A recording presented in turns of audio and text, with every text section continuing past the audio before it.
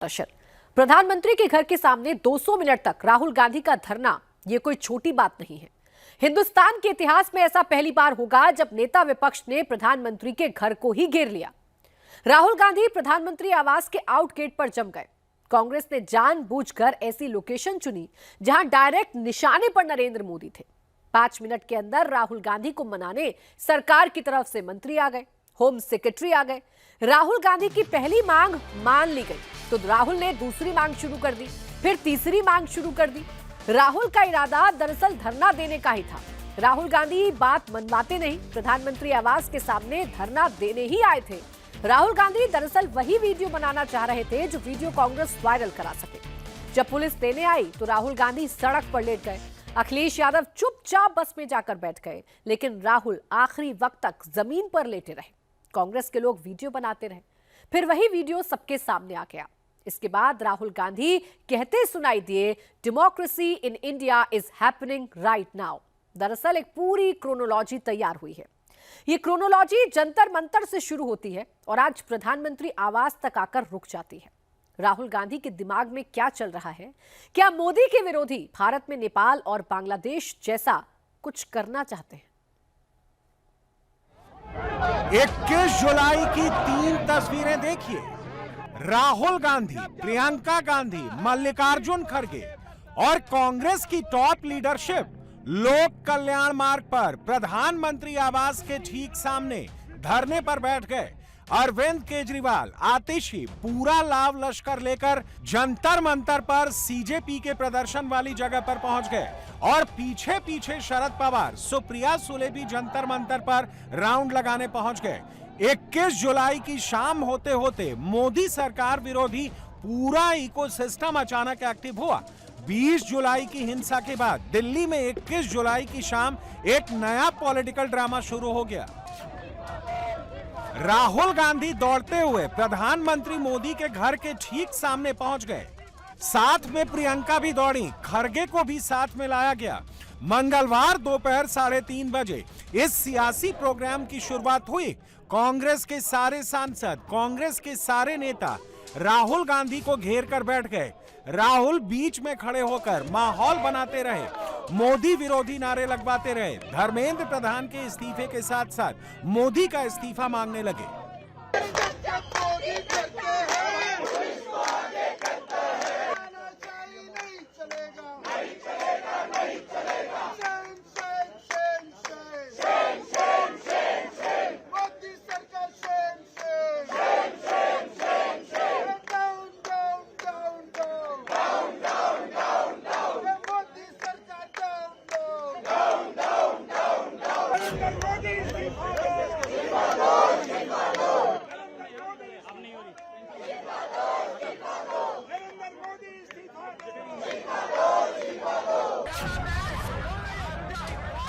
मंगलवार शाम को कांग्रेस के सांसदों ने बिल्कुल वही सीन रिक्रिएट करने की कोशिश की जैसी तस्वीरें 20 जुलाई को दिखाई दी थी। कांग्रेस की महिला सांसद दिल्ली पुलिस के जवानों को कॉलर से पकड़कर धक्का मुक्की करती नजर आई। ये अचानक नहीं हुआ, ये सब एक प्लान्ड स्क्रिप्ट का हिस्सा था। मंगलवार दोपहर 2:50 पर कांग्रेस के एक्स हैंडल पर यह पोस्ट हुआ। कांग्रेस ने धर्मेंद्र प्रधान, अमित शाह, मोदी की तस्वीर लगाई और कैप्शन दिया, इस्तीफा दो, अभी इस्तीफा दो। और कांग्रेस के उस पोस्ट के ठीक चंद मिनटों बाद राहुल गांधी और उनकी पार्टी के तमाम नेता लोक कल्याण मार्ग पर पीएम आवास के ठीक सामने जाकर धरने पर बैठ गए। कांग्रेस ने जो वीडियो रिलीज किया उसमें जानबूझकर पीएम आवास के गेट को दिखाया ताकि मोदी सरकार को यह मैसेज दिया जा सके कि हम तुम्हारे घर के बाहर आ चुके हैं। राहुल ने भी कैमरे पर यही कहा कि वो जंतर मंतर नहीं जाएंगे, लोक कल्याण मार्ग पर ही डेरा जमा कर बैठेंगे।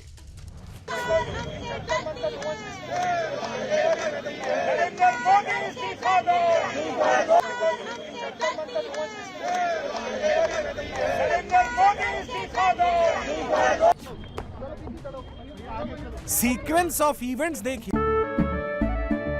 केसरिया से मन जोगी हुआ रे, दिल झूमे देखो, पतवारा हुआ रे। हर पल मनाओ केसरी त्योहार। विमल, बोलो जुबान केसरी। कांग्रेस के नेताओं को बताया गया कि खरगे का जन्मदिन है, पुलिस को खबर नहीं लगी। खरगे के घर कांग्रेस के तमाम नेता जमा हुए और फिर अचानक बाहर निकले और 3 मिनट में प्रधानमंत्री आवास के बाहर पहुंच गए।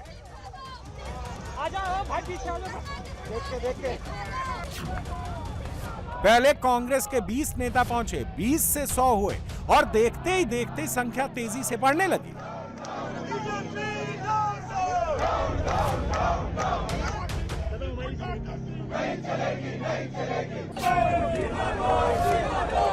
राहुल के साथ खुद उनकी अपनी सिक्योरिटी चलती है। प्रियंका और खरगे के साथ भी सुरक्षा कर्मी चलते हैं, तो दिल्ली पुलिस चाहकर भी कुछ नहीं कर सकती थी। राहुल को बार बार समझाया गया, मनाया गया। पहले पुलिसकर्मी ने समझाया, राहुल ने बात नहीं मानी। फिर पीएमओ में राज्य मंत्री डॉक्टर जितेंद्र सिंह भी राहुल को मनाने पहुंचे, सरकार का संदेश लेकर पहुंचे। राहुल फिर भी नहीं माने और अपनी जिद पर अड़े रहे।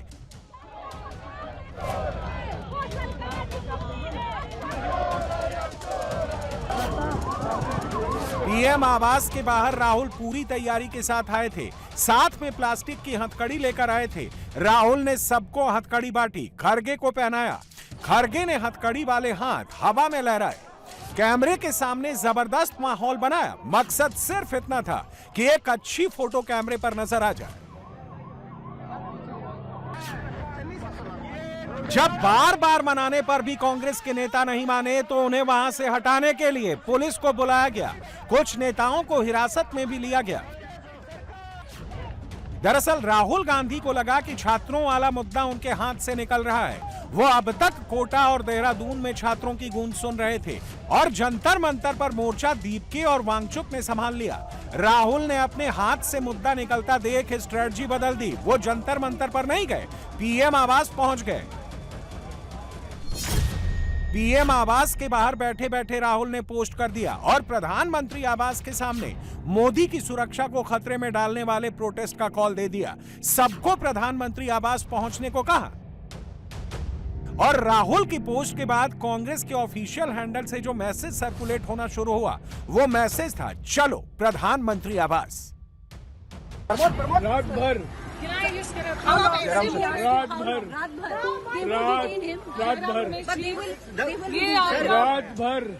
सर कब तक रहेंगे राहुल गांधी? प्रधानमंत्री चुप्पी तोड़े।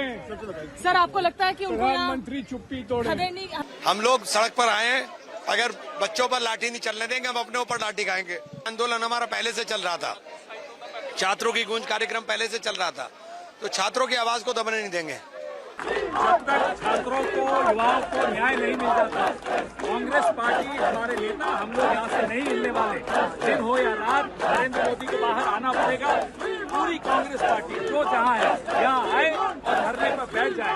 नहीं हिलेंगे जब तक न्याय नहीं मिलेगा। We want justice। Rahul Gandhi ने सीधे सीधे अपनी पोस्ट में नरेंद्र मोदी को धमकी दी है। कहा है कि इस बार मोदी बच नहीं पाएंगे। बिल्कुल नहीं। राहुल के इन शब्दों का मतलब, मोदी के सियासी दुश्मनों की हरकतों का मतलब अब आपको एक एक करके समझाते हैं। अभी ये तमाशा तो शुरू हुआ है नरेंद्र मोदी, अभी ये तमाशा शुरू हुआ है, अभी ये खेल शुरू हुआ है। ये अभी पिक्चर बाकी है और इस पिक्चर का जब तुमको अंदाजा होगा तो तुम भी वो बांग्लादेशी की तरह या किसी और मुल्क की तरह असाइलम लेके कहीं और भाग जाओगे।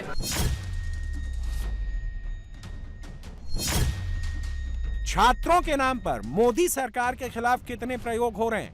हिंदुस्तान में बांग्लादेश और नेपाल जैसे हालात कौन पैदा करना चाहता है? कैसे करोगे लाठीचार्ज? हम करेंगे पलटवार। कैसे करोगे लाठीचार्ज? हम करेंगे पलटवार। कैसे करोगे लाठीचार्ज? हम करेंगे पलटवार। छात्र प्रदर्शन के नाम पर मोदी सरकार पर वार पलटवार और देश में सिविल वॉर जैसे हालात कौन पैदा करना चाहता है?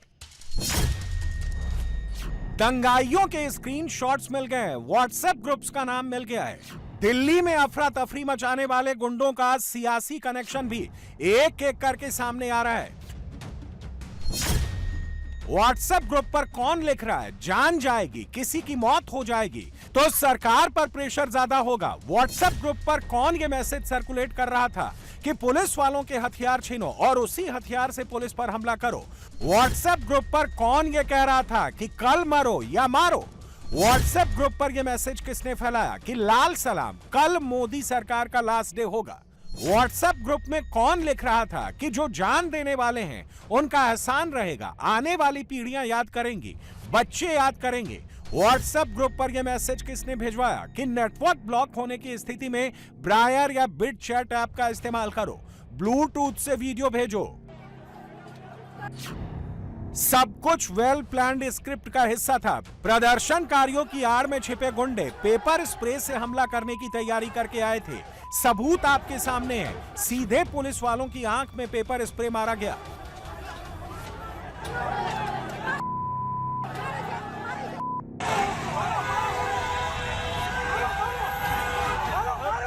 दिल्ली पुलिस के जवानों को घसीट घसीट कर मारा गया। वीडियो नंबर 1 देखिए, पीछे से मारो मारो की आवाज और सीधा पुलिसकर्मी पर हमला।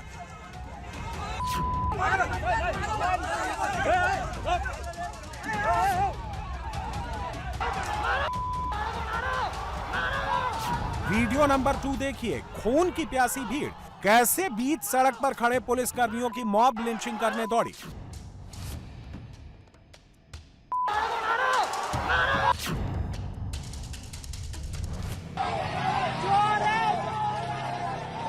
वीडियो नंबर 3 देखिए, दिल्ली पुलिस के जवान चुपचाप सड़क पर खड़े थे, लेकिन अचानक केसरिया से मन जोगी हुआ रे, दिल झूमे देखो मतवारा हुआ रे, केसरिया से मन जोगी हुआ। हर पल मनाओ केसरी त्योहार, विमल बोलो जुबान केसरी।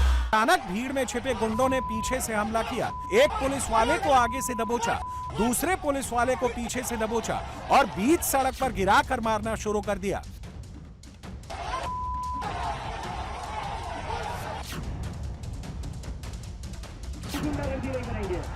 इस सुनियोजित हमले की शुरुआत जंतर मंतर से हुई, वो भी सीजेपी के अभिजीत दीपके के ठीक सामने। जैसा कि आप इस वीडियो में देख सकते हैं, छात्रों के बीच में छिपे दंगाइयों ने कैसे रैपिड एक्शन फोर्स के एक जवान की पब्लिकली मॉब लिंचिंग करने की कोशिश की, वो भी तब जब आरएएफ के जवान शुरुआत में चुपचाप खड़े थे, मगर हमले के बाद उन्हें भी माइल्ड लाठीचार्ज करनी पड़ी।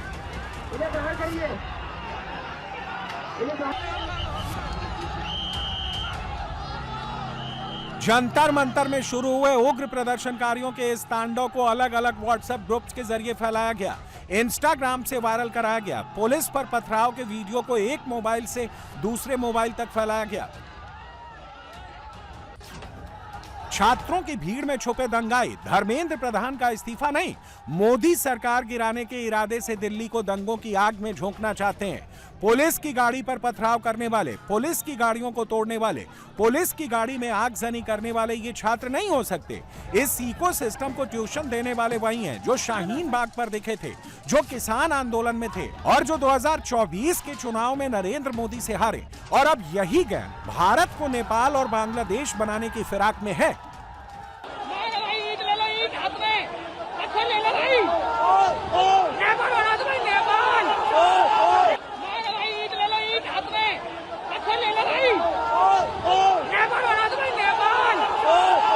पहली बैरिकेडिंग पर हमने लगभग हर बैरिकेडिंग में हम इनको समझाते रहे, इनको अनाउंसमेंट करते रहे, इनको बताया गया कि भाई 163 BNSS लगा हुआ है और ये लीगल नहीं है, आपको यहाँ रुक जाना चाहिए, आपको वापस जाना चाहिए और आपका ये मार्च उचित नहीं है, लीगल नहीं है।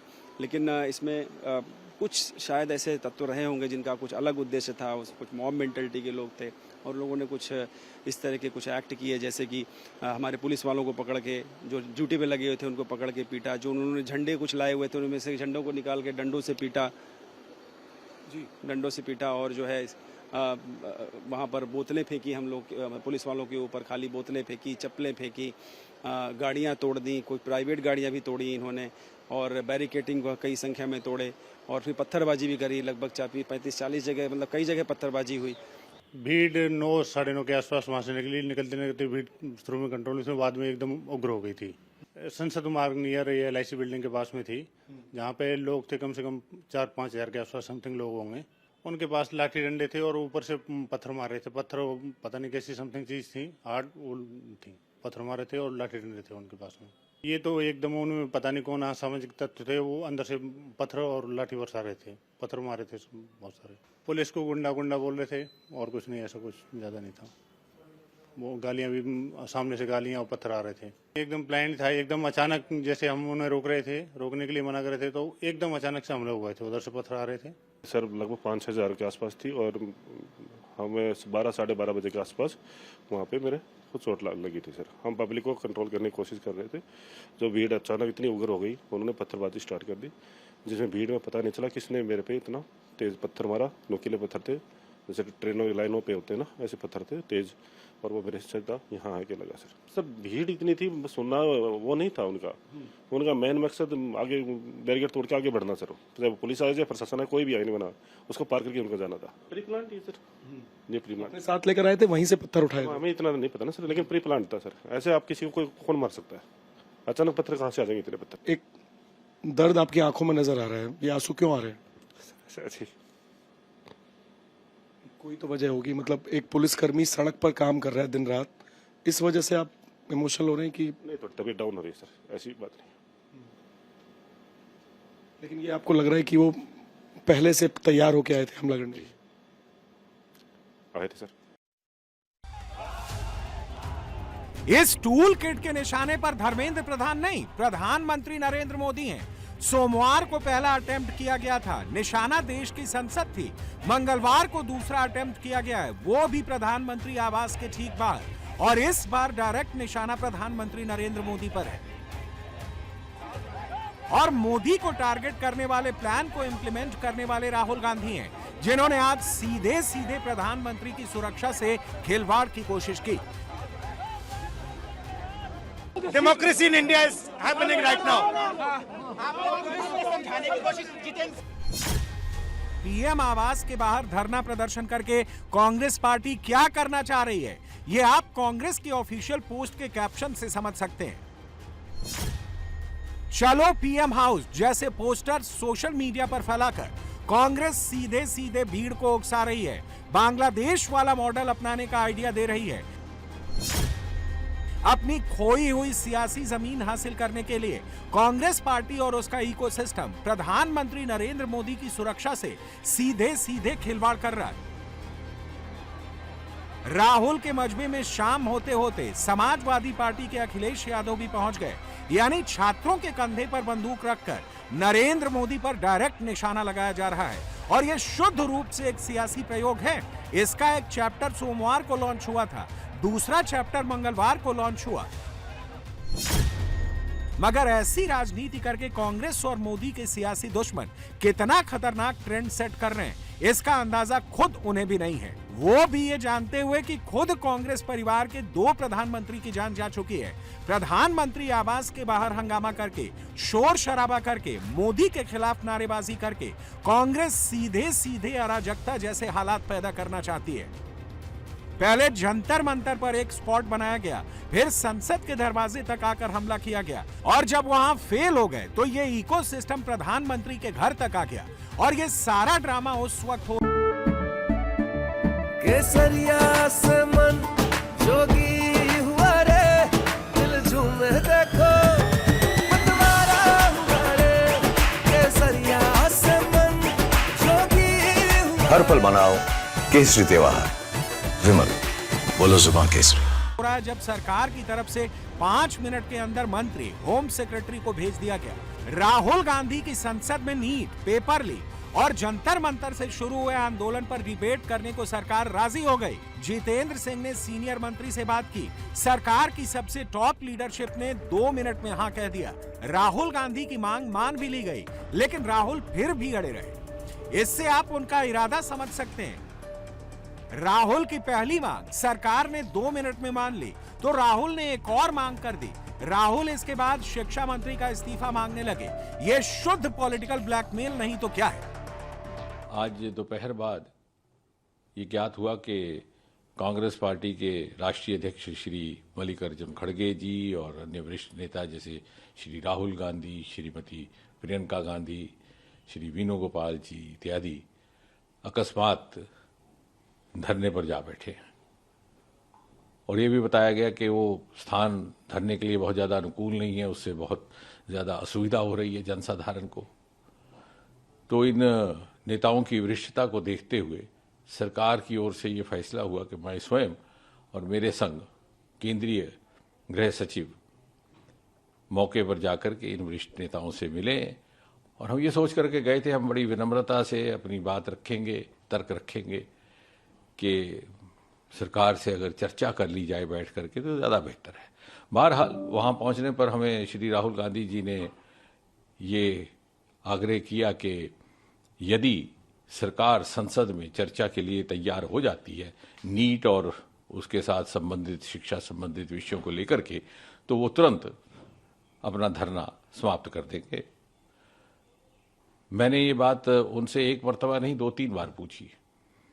उसके उपरांत मेरे हमरा केंद्रीय गृह सचिव थे, उन्होंने भी पूछा कि will you immediately and this धरना इफ यू गेट एश्योरेंस। बोले हाँ। फिर हमने थोड़ी सी मुशक्कत की, एक्सरसाइज की, सरकार के शीर्ष नेतृत्व से चर्चा हुई और हमें ये कहा गया कि आप सरकार की ओर से उनको आश्वासन दीजिए कि सरकार को कोई आपत्ति नहीं है, सरकार तैयार है संसद में चर्चा करने के लिए, नीट को लेकर के भी, उसके साथ संबंधित विषयों को लेकर के भी, जो आंदोलन है उसको लेकर के भी। हमने जब ये बात वहीं पर राहुल गांधी जी के आगे दोबारा रखी तो बोले कि साहब मुझे तो शिक्षा मंत्री का इस्तीफा भी चाहिए। तो हमने कहा साहब अभी कुछ ही क्षण पहले आपसे बार बार जब पूछा गया कि आपका क्या मुतालबा है तो आपने ये कहा था कि अगर मुझे ये आश्वासन दिया जाए कि संसद में कांग्रेस पार्टी को भारत सरकार चर्चा करने देगी या करने के लिए तैयार है तो मैं तुरंत ये धरना समाप्त कर दूंगा। लेकिन अब आप अपनी बात से हट रहे हैं। तो बोले साहब ये तो मेरी मर्जी है, मेरी मांगें बदल चुकी हैं।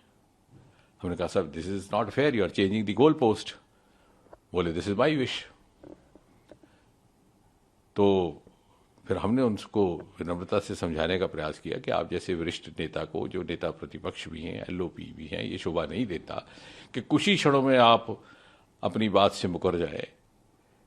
जब सरकार ये कह रही है कि संसद में चर्चा के लिए तैयार है, ना केवल इस विषय को लेकर बल्कि इस विषय के साथ संबंधित अन्य सभी विषयों को विस्तृत चर्चा के लिए तैयार है, तो बोले साहब नहीं, हम तो यहीं बैठेंगे, आप हमें उठा लीजिए। बोले साहब मैं तो आपसे चर्चा करने आया था बड़ी विनम्रता से, आपको उठाने का तो हमारा इरादा नहीं था, मैं तो सिर्फ आपसे ये अनुरोध करने आया था। लेकिन ऐसा लग रहा है कि आप शायद आप उस मूड में ही नहीं हैं कि आप कुछ वाया मीडिया या रास्ता निकाला जा सके। तो बोले आप जो मर्जी इसका निष्कर्ष निकालिए, मैं तो वही करूँगा जो मेरी मर्जी है। फिर गृह सचिव जी ने भी एक बात रखी कि साहब अगर आपको बैठना ही है धरने पर तो कम से कम इस जगह ना बैठिए, ये इससे बहुत असुविधा हो रही है जनसाधारण को। तो बोले ये भी मेरी मर्जी है।